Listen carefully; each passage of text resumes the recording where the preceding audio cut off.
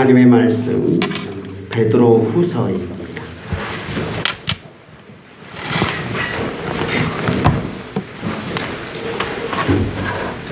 베드로 후서 신약성경 384페이지에 있는 베드로 후서 1장 4절에서부터 11절까지 제가 4절 읽고 여러분이 5절 읽고 교독하도록 하겠습니다.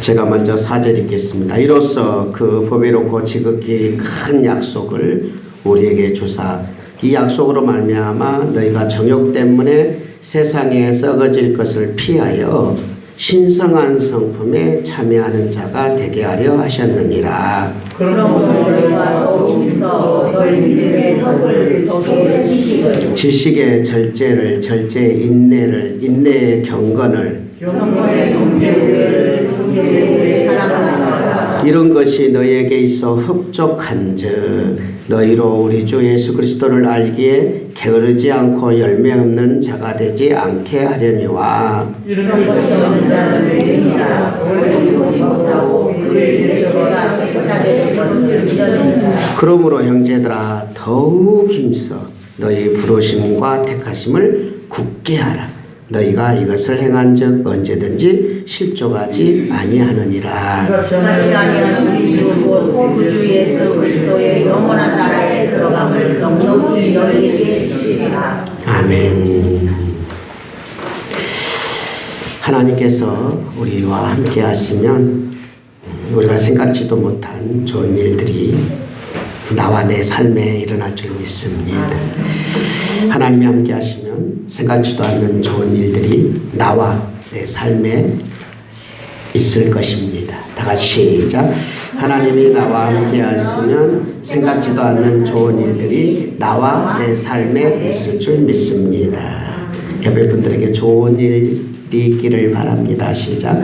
좋은 일이 있기를 바랍니다.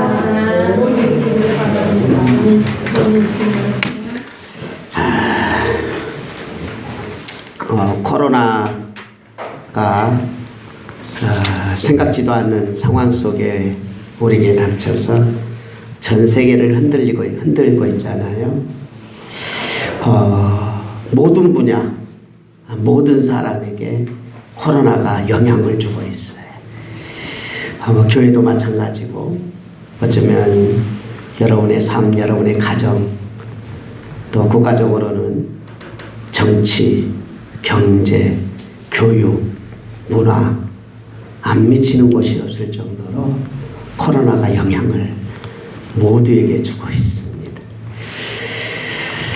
그래서 이 코로나가 언제 끝날지 모르겠고 과연 코로나가 끝나면 뭐가 바뀔까? 어떻게 될까? 참 많은 분들이 이야기를 참 많이 하는 것 같아요. 특히 교회적으로도 이 코로나 오기 전과 코로나로 인해서 진행되는 이런 과정과 또 코로나 끝나면 과연 교회적으로는 어떤 일들이 일어날까? 그 많은 분들이 많은 이야기를 나누더라고요. 근데 이제 이런 상황 속에서 과연 우리는 앞으로 어떻게 살 것인지, 또 지금까지 우리는 어떻게 살아왔는지, 또 이 코로나의 이런 시기를 통해서 참 많은 생각을 하게 된 것 같아요. 참 많은 생각을 하게 된 것 같아요. 우리들 교회도 마찬가지입니다. 지금까지 목회의 과정들 쭉 돌이켜보면서 생각을 다시 한번 깊게 하게 됩니다.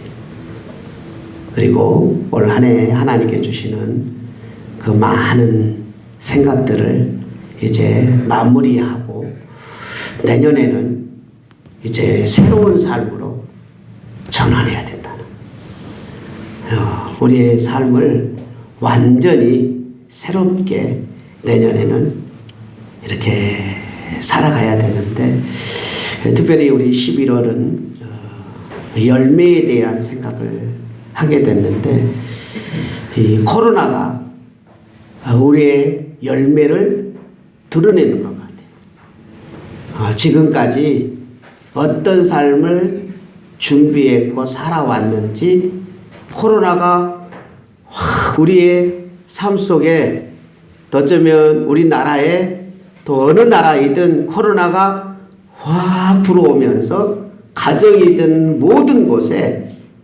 지금까지 어떻게 살았는가에 대한 결과물이 이 코로나로 통해서 좀 보여지지 않았나.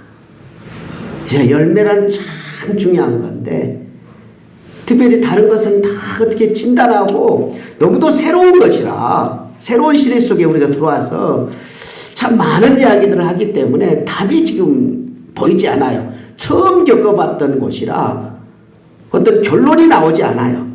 말은 많은데 답이 뭔지 모르겠어요. 그러나 교회적으로는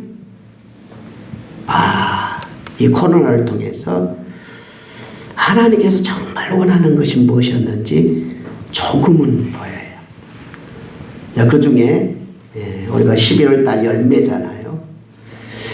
하나님께서 그렇게 성경을 통해서 교회를 통하여서 너희들은 성령의 열매를 맺어라. 이 성령의 열매를 그리스도인들이 맺었으면 좋겠다. 라는 그 애절함의 열매가 이 코로나 때 드러난다는. 그러므로 우리는 다시 한번 성경을 통해서 나 자신을 다시 발견하고 내가 어디에 집중해야 되겠는지를 좀 이제 살펴봐야 된다는. 그 11월 첫째 주 설교가 어떤 설교였냐면 여러분과 나는 포도나무 가지다. 포도나무는 누구였던가요? 예수님이시다. 포도나무를 가꾸시는 분은 누구예요? 농부는 누구예요? 하나님이시다.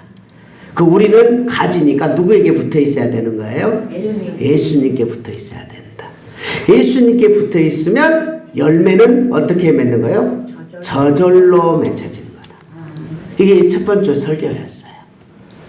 그러므로 예수님께 잘 붙어 있는 사람들의 열매가 언제 나오느냐? 코로나가 확 불어오니까 예수님께 붙어 있는 사람들은 이런 분들이구나. 이게 느껴지더라는 거예요. 그리고 예수님께 다 안 붙어 있고 그냥 교회 조직에 붙어 있고 또 교회에 뭔가 이렇게 다른 어떤 것에 관심이 있었던 사람들은 예수님하고 상관없어지는 모습들을 제가 발견하면서 예수님께 붙어 있는 게 가장 중요하구나.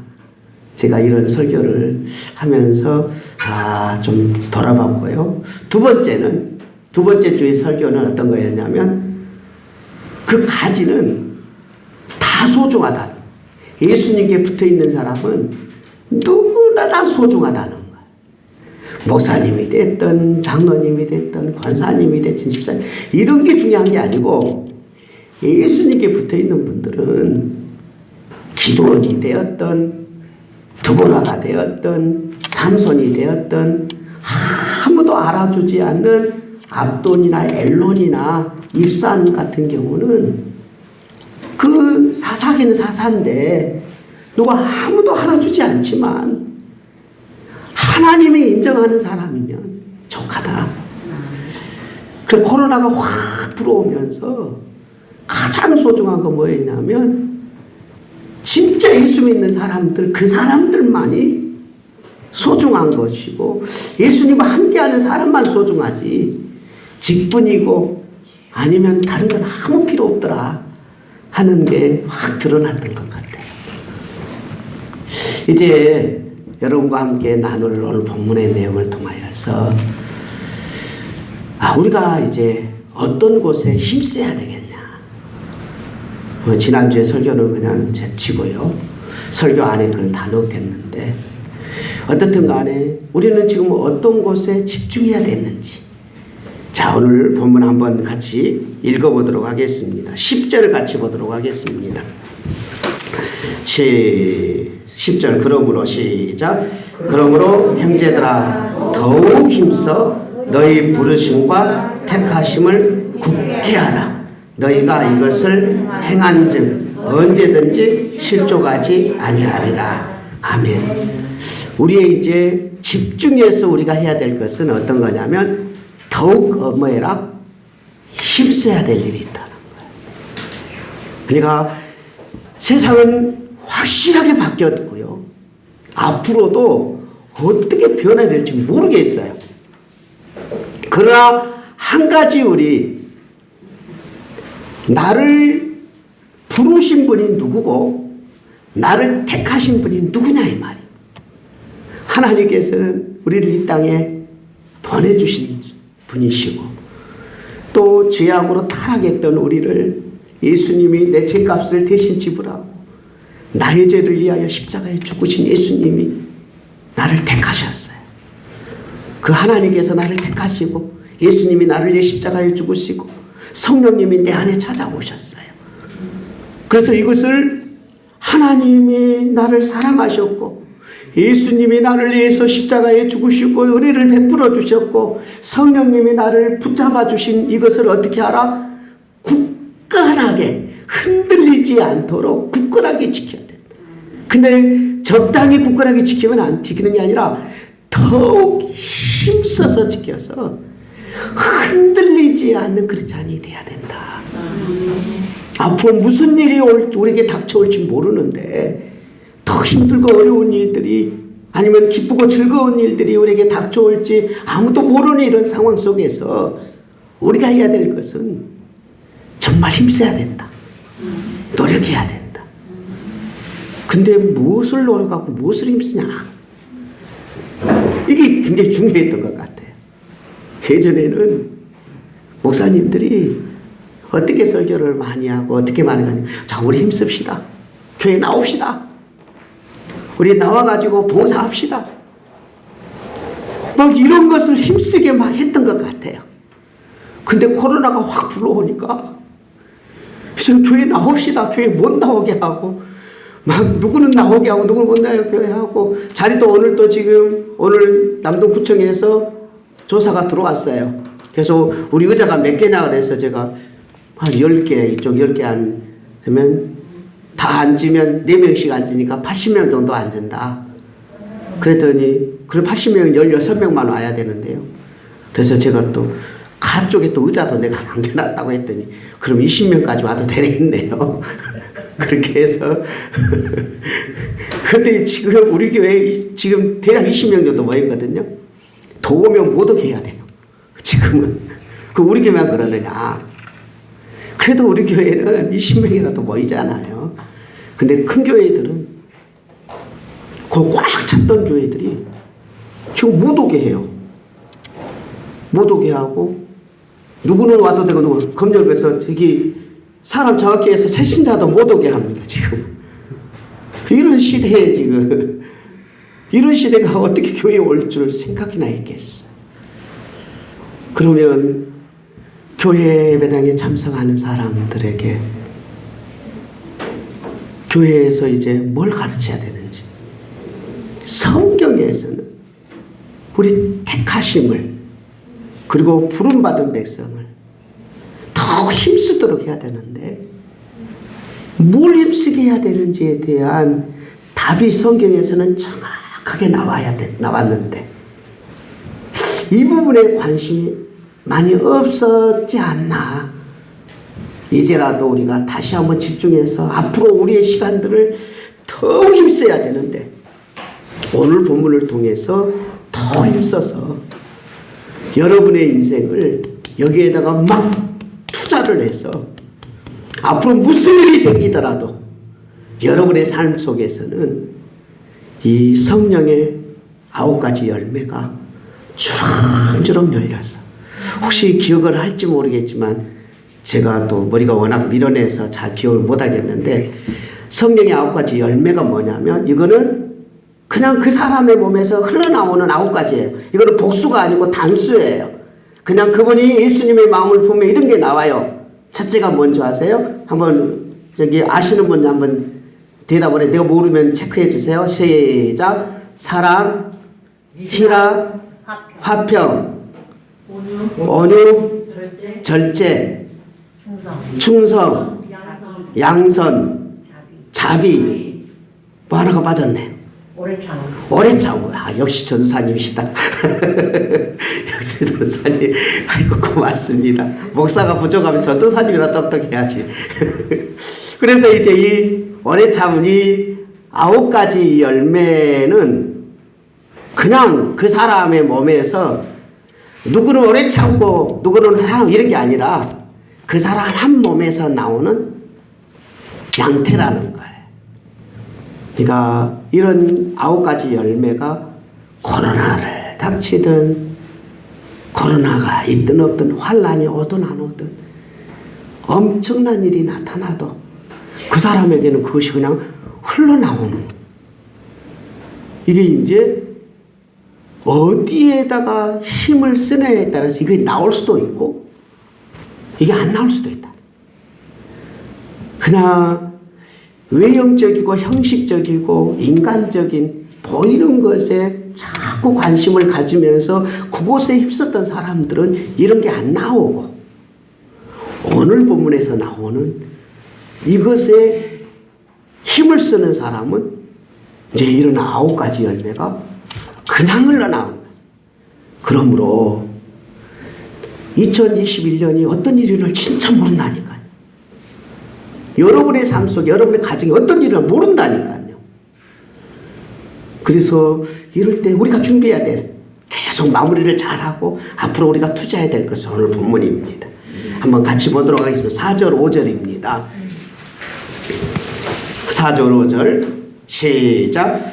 이로써 그 보배롭고 지극히 큰 약속을 우리에게 주사 이 약속으로 말미암아 너희가 정욕 때문에 세상에서 썩어질 것을 피하여 신성한 성품에 참여하는 자가 되게 하려 하셨느니라. 어떤 성품에 참여하라고요? 신성한. 우리의 목표가 딱 정해지는 거예요. 신성한 목표래요. 신성한 성품이래요. 그러니까 우리의 관심이 어디에 있어야 되냐면, 나는 인간인데 썩어질 사람이고 죄인이고 정말 문제 많은 인간인데 내가 가야 될 목표는 어디냐? 신성한 성품으로 나를 가꾸는, 이게 기독교인이 가야 되는 방향이고 목표고 목적인 거예요. 그러니까 나 자신을 저는 굉장히 많이 보게 됐는데요. 내 아버지와 엄마와 내 이웃들과 내 친구들과 내 환경을 보면 끊임없이 뭐냐면 인간적이고 욕심이고 그리고 누름이고 분내고 화냄 분내고 그 속에서 나타나는 안 좋은 증상들이 너무도 많은 환경이었단 말이에요. 나만 그랬을까요? 대부분의 모든 가정과 환경은 다 그랬단 말이죠. 그러다 보니까 내가 어떻게 만들어졌냐면 하나님의 성품, 신성한 성품과는 도저히 반대적인 내 자신이 보이는 거잖아요. 이걸 나를 발견을 해야 되는데 많은 사람들은 나는 괜찮다라고 생각하고 사는 거잖아요. 내가 무슨 문제가 있어. 나처럼 살면 되지. 그런데 나처럼 살면 되는데 주위 있는 사람들은 성령의 열매는 안 보이고 오직 음란과 호색과 더러움과 또 분냄과 당 짓는 것과 시기한 것과 술 취함과 발탕한 것과 이런 것들만 주위에서는 보고 있거든요. 그 사람의 모습을 보면. 그런데 자기는 괜찮대. 인간이 원래 그러는 거지. 그래요. 인간이 원래 다 그렇죠. 세상 사람들은 다 그렇잖아요. 그러니까 세상 사람들 다 그러니까 하다못해 기독교인들도 다 그러니까 아니 그냥 이 정도면 잘 사는 거지. 싸우고도 막 분내고도 내가 잘못해서 저 사람이 잘못해서 내가 그러는 거지 뭐 내가 뭘 어때. 이렇게 살았던 많은 사람들 괜찮대. 그리고 뭘 안 해요? 예수님께서는 우리를 부르실 때 그냥 부르지 않았어요. 오늘 본문에서 보배롭고 지극히 큰 약속을 우리에게 주셨다. 그러니까 너희는 보배로운 존재다. 저 더럽고 추한 세상 사람들 속에서 사단이 주인되는 저 사람들 중에서 내가 너를 사랑했다. 내가 너를 위해 십자가에 죽었다. 내가 너를 아낀다. 그리고 너에게 큰 약속을 줄게. 성령님이 너를 도와줄 거니까 너 힘을 내서 한번 달려가 보자. 또 인간들인데 도저히 너 인격이란 모든 걸 보면 세상에서 버림받을 수밖에 없는 사람이지만 내가 너를 위해서 십자가에 죽었지 않느냐. 내가 너를 사랑했지 않느냐. 그래서 보배롭다. 너는 보배로운 인간이다. 세상에 어느 누구도 너를 무시할 수 없는 너는 존귀한 사람이다. 세상이 너를 아무리 짓밟을지라도 내가 너를 사랑한다 하고 예수님은 사랑해 주셨다. 여러분도 예수님의 그 사랑을 받은 줄 믿습니다.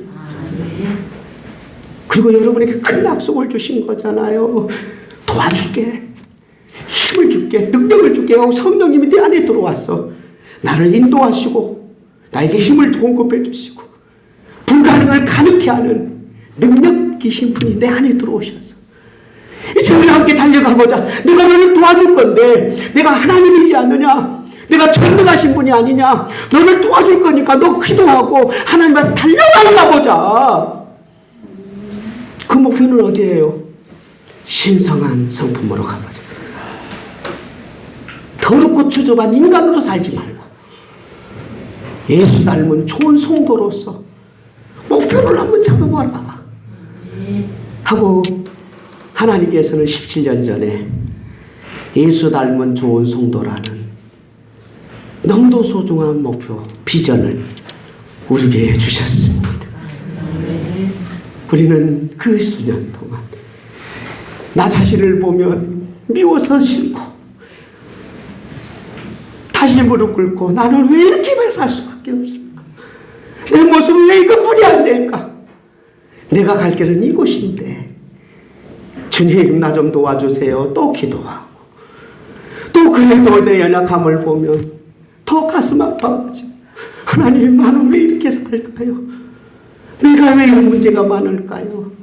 성령님 도와주세요 하면 또 한 발 가고 이러면서 우리도 모르는 순간에 주님의 모습 앞에 달려오고 이거는 어쩔 수 없습니다.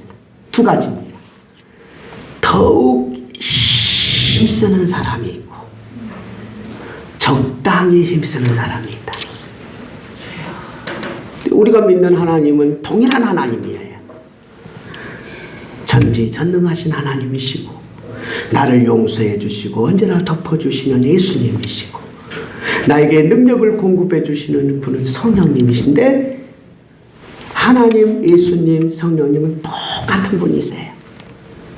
근데 사람마다 다르게 나타나오는 건 어디에 있느냐? 더욱 힘쓰는 사람과 덜 힘쓰는 사람들은 구별되더라. 그래서 지난 날들 많은 세월들 속에서 갑자기 후 하고 바람이 불면 택하심과 부르심이 분명한 사람은 흔들리지 아니하고 그 환난과 역경들 속에서도 하나님의 사랑과 화평과 온유와 절제와 오래 참음과 자비와 양성이라는 이런 어떤 그럼에도 불구하고 충성하는 이런 일로 확 나타나지만 더욱 힘쓰지 못한 분들은 어쩔 수가 없잖아요. 이게 바로 열매라는 거예요. 예수님께 꽉 붙어서 하나님께 꽉 붙어서 성령님께 꽉 붙어서 더욱 힘쓰는. 근데요 어떤 것에 내게 집중해서 보충시켜야 되느냐. 신성한 성품에 저는 오늘 본문을 설교를 예전에도 여러 번 했었는데요. 굉장히 새롭게 다가왔어요. 자, 우리가 한번 구체적으로 어떤 걸 보충시키는지 5절과 6절, 7절까지 한번 더 하도록 하겠습니다. 자, 구체적인 내용들이 나오는데요. 자, 한번 같이 보겠습니다. 5절부터 시작. 그러므로 너희가 더욱 힘써 너희 믿음의 덕의 지식을, 지식의 절제를, 절제의 인내를, 인내의 경건을, 경건의 형제의 우애를, 형제의 우애의 사랑을 자, 뭐 하라? 더하라, 더해. 그러니까 예전에 제가 예전에 설교를 했는데 많이 놓쳤던 부분들을 참 이 내용 중에 많이 발견했는데요. 교회에서 가장 알아주는 것은 뭐냐면 믿음을 알아주는 것 같아요. 정말 하나님을 믿느냐? 예수님을 믿느냐? 그리고 목사님이 설교하면 믿습니까? 그러면 아멘! 하면 그분이 최고인 줄 알았어요. 그리고 교회에서도 끊임없이 믿음에 대한 이야기를 하는데 가만히 보니까 믿음은 뭐예요? 가장 기초예요. 기초. 나는 믿음이 최고인 줄 알았거든요. 아, 그게 아니더라. 그러면서 제가 나를 한번 많이 돌아봤어요. 아, 내가 지금까지 목사로서 믿음이 최고라고 생각하는 이게 가장 성경적이지 못한 관점이었구나. 믿음은 그냥 기초고, 그러니까 여러분들이 믿습니까? 아멘 하면 그건 기초라. 그 믿음을 가지고 예수님이 나를 위해 십자가에 죽으신 그 믿음을 가지고 성령님이 나를 인도하시는 믿음을 가지고 하나님이 나를 사랑한다는 그 믿음을 가지고 이게 흔들리지 아니하고 이걸 굳건히 잡고는 여기에 뭘 더해야 되냐. 이 믿음 위에 보충해야 되는 것이 더하는 거잖아요. 덕을 쌓아라. 자, 그래서 나는 그래도 지금까지 목사로서 이렇게 목회를 오래도록 하고 성경 보면서 이제 하나 했구나 라는 생각을 갖는. 이제 믿음은 누가 뭐라 해도 내가 좀 안 흔들릴 것 같아요. 누가 뭐라 해도 내 믿음이 흔들리는 일들은 이제 조금 돼서, 그러면 나는 지금까지 하나를 했구나. 하나를. 이 믿음 위에 덕을 쌓는 거. 이 덕이라는 말은 어떤 말이냐면 상대방을 평안하게 해주고 상대방을 너그럽게 해준다는 뜻이에요. 진짜 믿음 있는 사람은 상대방을 기분 좋게 해주는 거거든. 그래서 나는 그것 하나를 못했고, 그래서 수없이 많은 사람이 나를 만나면 부담스러워하고 편안함을 못 느끼는 거는 내가 덕이 없었다. 이제 덕을 위해서 더 힘써야 되겠다. 나를 만나는 사람들마다 평안하게 해줄 수 있는 그런 목사가 될 수 있어. 상대방이 아픈 것이 무엇인지, 상대방이 괴로운 것이 무엇이고, 상대방이 왜 우울한지, 상대방의 기분이 지금 어떤지를 헤아릴 수 있는. 그래서 이제 하나님, 나를 도와주실 성령님이 내 옆에 있잖아. 나는 그걸 믿잖아요. 내가 지금까지 잘못 살았던 걸 씻어주시고 용서해주시는 예수님이 있다는 걸 나는 믿잖아요. 사람들이 나한테 목사가 왜 그러냐, 뭐라냐, 목사가 그 정도뿐이 안 되냐, 그래도 나를 사랑해주신 하나님이 있다는 건 나는 그 믿음은 있어요. 누가 뭐라 해도 하나님이 나를 사랑할 줄 믿습니다. 누가 나를 정죄할지라도 예수님이 내 죄를 씻어주신 걸 저는 믿습니다. 그리고 나는 부족하고 없지만 나 같은 건 안 돼 그래도 나를 도와주실 성령님을 나는 믿습니다. 그래서 그 성령님께 기도하고 싶은, 힘쓰고 싶은 마음이 생긴 거예요. 하나님, 사람들을 너그럽게 해줄 수 있는, 편하게 해줄 수 있는, 행복할 수 있는 말을 하고 위로를 던질 수 있는 덕을 쌓는 나를 좀 되게 해주세요 라고 저는 기도하고 싶어졌어요. 여러분도 함께 했으면 좋겠습니다. 믿음을 가지고 내세우지 말고, 믿음은 아주 내가 살아야 될 기초고, 이걸 자랑할 필요가 없고, 상대방을 편하게 해주느냐, 상대방이 나 만나면 편해졌냐, 안 편해졌냐, 상대방을 기분 좋게 해줬냐, 안 줬냐, 이것만 생각하는. 이걸 못하면 이걸 더 해야 되는데 이걸 안 하면 안 된다. 다 설명할 수는 없는데 그 다음에 뭐가 냐면 덕에 뭐죠? 지식이다. 지식을 제가 찾아보니까 통찰력이래요. 상대방을 편하게 하는데 진정 평안하게 해주는 것이 뭔지를 찾아야 돼. 지식이 없으면 상대방 기분 좋으는데 뭐만 줘요? 사탕만 주는 거잖아요. 그 사람을 진짜 행복한 게 사탕이 아닐 수 있거든. 오히려 상대방의 쓴 약일지라도 그것이 뭔지를 알아야 되는 거예요. 저 이런 부분들을 저는 많이 몰랐던 것 같아요.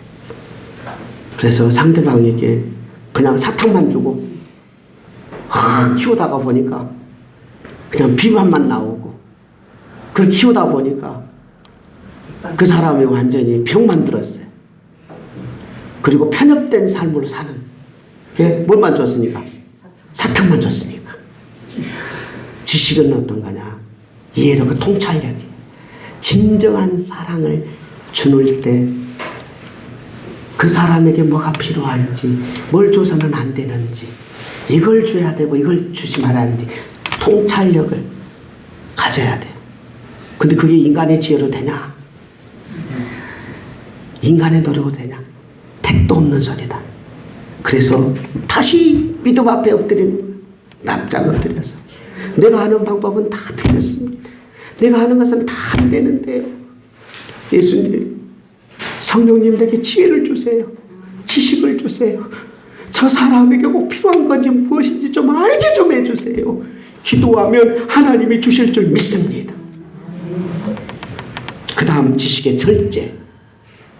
아무리 많이 알고 있어도, 아무리 많은 걸 깨달아도 말할 때가 있고 말하지 말아야 할 때가 있어요. 지금 너무 아파요. 너무 괴로워요.